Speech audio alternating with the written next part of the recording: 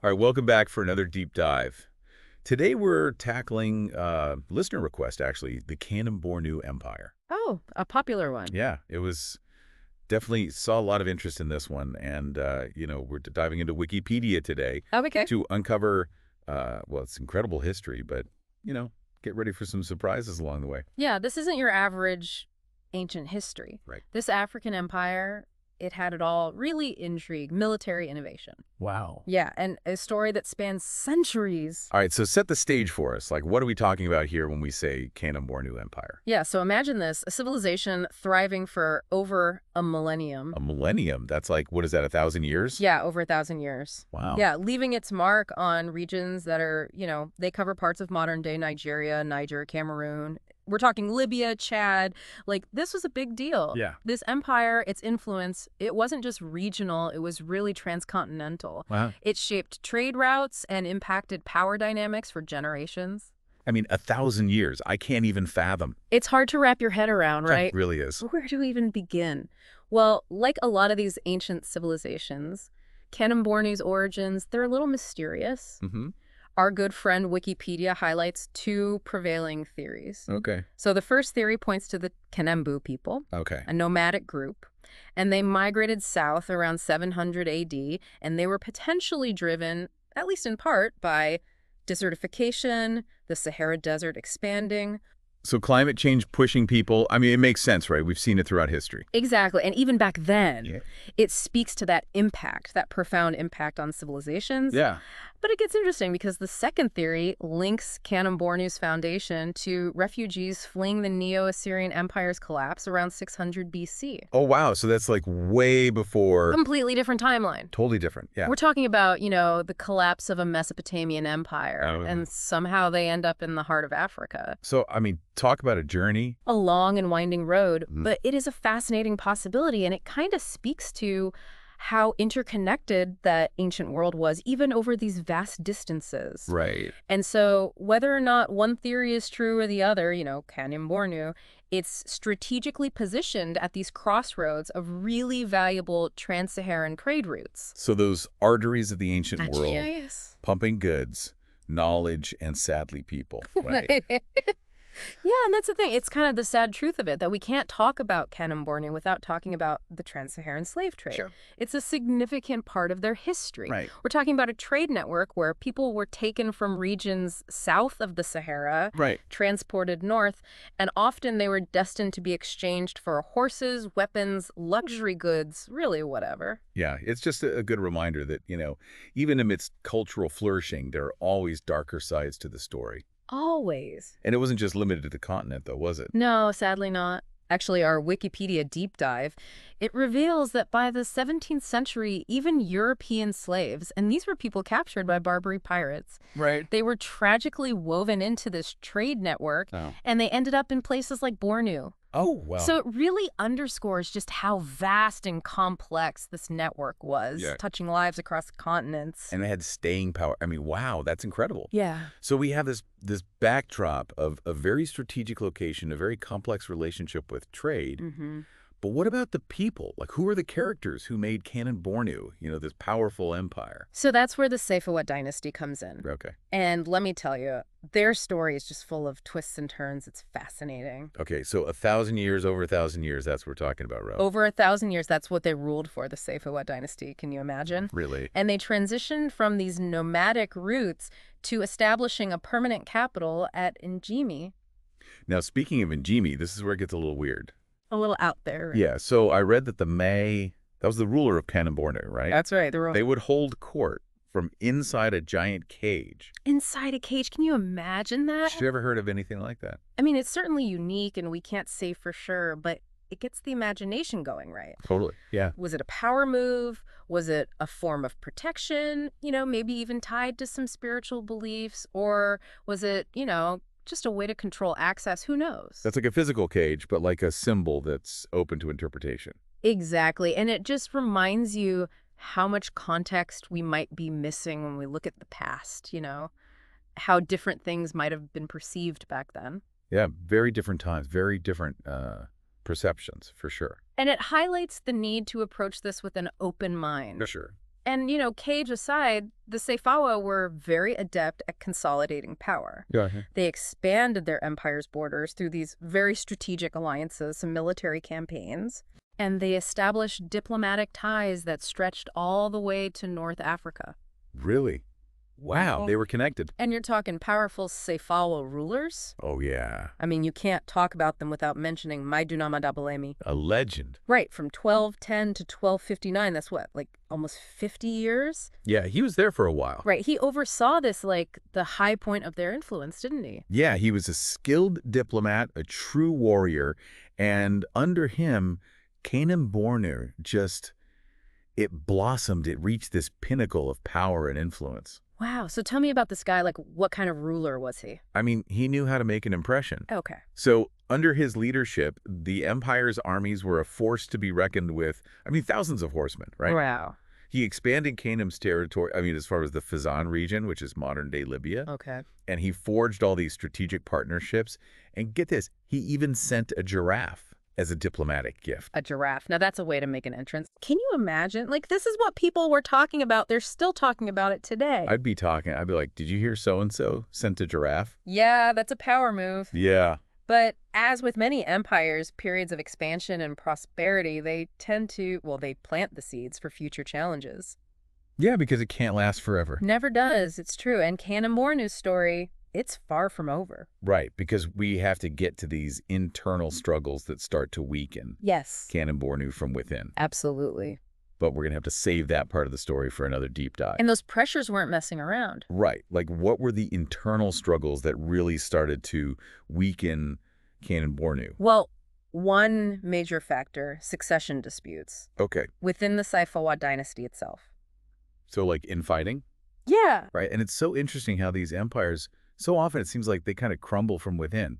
It's a tale as old as time, right? Yeah. And so while all this is happening internally, a new external threat emerges, the Bulala people. Okay, yeah. So they weren't content with just, like, being neighbors? No, not at all. They saw an opportunity. Right. And they sensed weakness, so they launched these devastating raids. Oh, wow. Pushing further and further into Kanem's territory. And this is like a late 14th century. Yeah, and by then, the Bulala, they gained the upper hand, forcing the Sayfawa dynasty to basically flee their ancestral home. Wow. They had to relocate to a neighboring region, Bornu. So this wasn't just like a small little border thing. This was a turning point. Oh, yeah. This was huge. This was a pivotal moment for Kanem-Bornu. Wow. Imagine just having to pick up and leave. Yeah. Can you imagine that upheaval?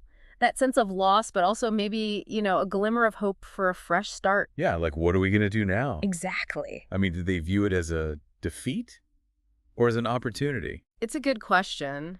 And, probably a little bit of both. Right. But they lost their ancestral home, that's true. Yeah. But they had this chance to regroup, to consolidate. Okay. To kind of build things up in their vision. Rebuild in a way. Exactly. And they did. I mean, reading about Ali Ghazi, who ruled from 1473 to 1507, it seems like he really stepped up, led the Sayfawa dynasty into like a new era. Ali Ghazi was a leader. Like, he just understood what they needed, a strong base of power. Okay. He made the decision, we're establishing a new capital in Gazargamu. Another new capital. New capital, fresh start. What's the deal with this place? It was strategic. Okay. Right in the heart of Bornu. Fertile land, perfect for agriculture, cattle grazing. So it's like they're putting down roots. Exactly. We're here to stay. This is the new chapter. Did they ever try to get their old place back, their homeland? They did, actually. One of Ali Ghazi's successors, Mai Idris Alooma, he actually led a successful campaign to retake Njimi. No way. Yeah, their old capital. So they went back. Wow. Yeah. Centuries later, talk about a statement. That's a power move right there. It really is. It shows you how important those roots were to them. Wow. But, in Gazargamu, it had become a strategically sound choice, so they ultimately kept that as their main hub. I see. So practicality wins out. In this case, yes. Wow. Fascinating. Gazargamu just offered better resources, a more secure position, essential for any empire, let's be honest. Totally. But it doesn't stop there, right? Kanem-Bornu was about to enter its golden age. Exactly. And at the forefront of it all, a ruler whose name kind of echoes through history, Mai Idris Alooma. Okay, Alooma. Now, that's a name that even those of us who aren't, deep in the history books, we've at least heard it. Yeah, and for good reason. He reigned from 1564 to 1596. Okay. And he's considered the most renowned ruler of the Saifawa dynasty. Really? And under him, Bornu, it just flourishes. I mean, it reaches its peak of power and influence. So what made him so, I don't know, exceptional? Was it his military, his political skills? It was everything. Alooma was the total package. Wow. Brilliant military strategist, Yeah. shrewd diplomat, skilled administrator. He really did it all. Wow, that's impressive. He reformed the army, incorporated new technologies, expanded Bornu's territory, forged alliances, the works. I mean, I'm seeing a theme here.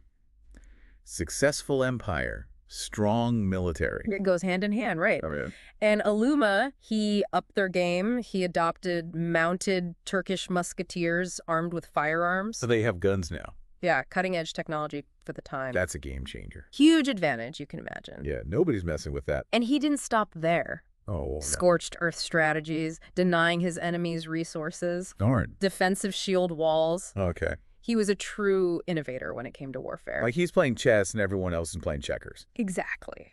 But it wasn't just military, right? Like he cared about more than just conquering. No, he was smart. He knew a lasting empire needs a solid foundation. Of course. Yeah. He implements administrative reforms, centralizes his power, focuses on trade, promotes economic prosperity.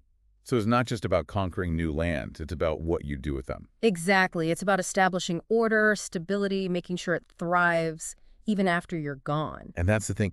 Even with the best of times, they don't last forever. It's true. Alooma's reign, it was a high point for sure. Right. But even he couldn't escape those cycles of history. What goes up must come down. Right. So the seeds of decline, they start to take root. Yeah, sometimes even during the good times, things are brewing under the surface. Wow. And we're going to find out what happens next. But first, a quick break. Back again. So before the break, we were talking about Alooma and kind of hinting at this idea that, you know, what goes up must come down. Yeah, even the mightiest empires. They all face challenges. It's true. In Kanem-Bornu's decline, it was a slow burn, Okay. kind of an unraveling of everything that had made it strong. So what were some of those, like, key things that kind of pushed it over the edge? One major thing, central authority, it starts to weaken. Okay. As the empire gets bigger, regional powers get more influential. Right. So everybody wants a piece. Yeah, local leaders, they get ambitious. They want their own power. Exactly, and they start to challenge the Saifawa dynasty. Right. So it's like almost too many cooks in the kitchen. It's a good analogy, yeah. And then at the same time, they have these external challenges like the Fulani. Oh, yeah, the Fulani, they were a force to be reckoned with. Right. Because they'd already been kind of like shifting the power dynamics in the region, hadn't they? Exactly, they were reshaping the political landscape. This is like early 19th century, right? Yeah, and that's when Usman Danfodio, he steps in. Okay. And he launches what becomes known as the Fani Jihad. So this is more than just like a disagreement. Oh, yeah, this was a movement. This is like ideological. Exactly, it was religious, it was political, Right. and it really shook things up. So Kanem-Bornu is already dealing with its own stuff. And now this. Talk about bad timing. The Fulani Jihad, it was a threat, an existential threat, really. So how do they respond? Well, even with all this going on, a new leader emerges, Muhammad al-Kanemi. Okay. And this guy, he's a scholar, he's a warrior, he's the real deal. Wow. So like a Renaissance man almost? Kind of, yeah. Yeah, He no. unites the factions within Kanem-Bornu, Okay. and he rallies them to resist the Fulani. I feel like every time there's a challenge, Kanem-Bornu produces this like almost larger than life figure. It's true, they had a knack for it. Yeah. And al-Kanemi, he understands they need to be united. Right. So he sets up his base of power in Kukawa. Oh, so another new capital. This one's different. Okay. This becomes a symbol of resistance I like it. against the Fulani. Oh, wow. So it's like we're making a stand here. Exactly. Al-Kanemi, he takes the title Shehu. I haven't heard that before. It carries a lot of religious weight. Okay. So he's not just a military leader, he's a spiritual one too. Interesting. So he's got the power of like both behind him. Exactly, and people Yeah. rally to that. So was it enough? I mean, did he actually hold off the Fulani? He was a brilliant strategist, Uh-huh. and he manages to stall their advance, but There's always a but. it came at a cost. What was the cost? The Saifawa dynasty, they were weakened. Okay. They'd already been struggling. Right. From within. Exactly, and this just makes it worse. Right. So even though they fight back against the Fulani, there's still this like lasting impact. And by the mid-19th century, it's over for the Sayfawa dynasty. Wow, after all that time, 1,000 years. It's hard to imagine. What happens next? A new dynasty takes over, descendants of Al-Kanemi. Okay. But the empire, it's not the same. It's been through a lot. It's fragmented, it's vulnerable. And I'm guessing this is where colonialism comes in. Yeah, a new player enters the scene, Rabi Az-Zubair. Okay, that's a name. He was something else. A Sudanese warlord conquered his way across Central Africa. Wow, so not somebody to mess with. And Kanem-Bornu, it was right in his path. 1893, as Zubair's forces, they conquer what's left of the empire. Wow, so it's like this almost, I don't know, there's like like a poetic justice almost, or like a historical irony to it. It's kind of bittersweet, right? Where it's like this empire that's lasted for so long, and then this like relatively new power comes in. And that's kind of the final nail in the coffin, so to speak. It's a reminder that history, it's not always a straight line. It's very cyclical, it seems. Very much so. But this is where colonialism kind of like really takes hold, right? Yeah, the European powers, they see an opportunity. Of course. And they carve up the region Right. and absorb Kanem-Bornu's former territories into their colonies. But even still, it feels like there's a spirit there that doesn't die. You're right, because even under colonial rule, that legacy, it persists. What do you mean? Well, look at the Borno Emirate, was established in 1900. Okay. It still exists today in Nigeria. Wow. It's a direct link back to Kanem-Bornu. Wow, so even after all this change, all this conflict, that legacy, it's still there. Yeah, it's woven into the fabric of the region. Wow, that's pretty incredible. And it shows you the power of culture, the power of legacy. Yeah, because Kanem-Bornu, it might be gone in terms of like a political entity, but it's still there. It's in the history, it's in the culture, it's in the people. And that's what's so fascinating about this deep dive. I mean, we've seen the intrigue, The rise and fall. the military, the religion, the trade. I mean, it really is a story for the ages. It is, and it reminds us that even these great empires, they're not immune to change. Right. And sometimes, even when they're gone, their impact is still felt. Absolutely, it ripples through time. Well said, Kanem-Bornu. What a story. An epic tale. It makes you wonder, what other empires, what other stories are out there just waiting to be uncovered? So many mysteries left to explore. That's right. And until next time, keep diving deep.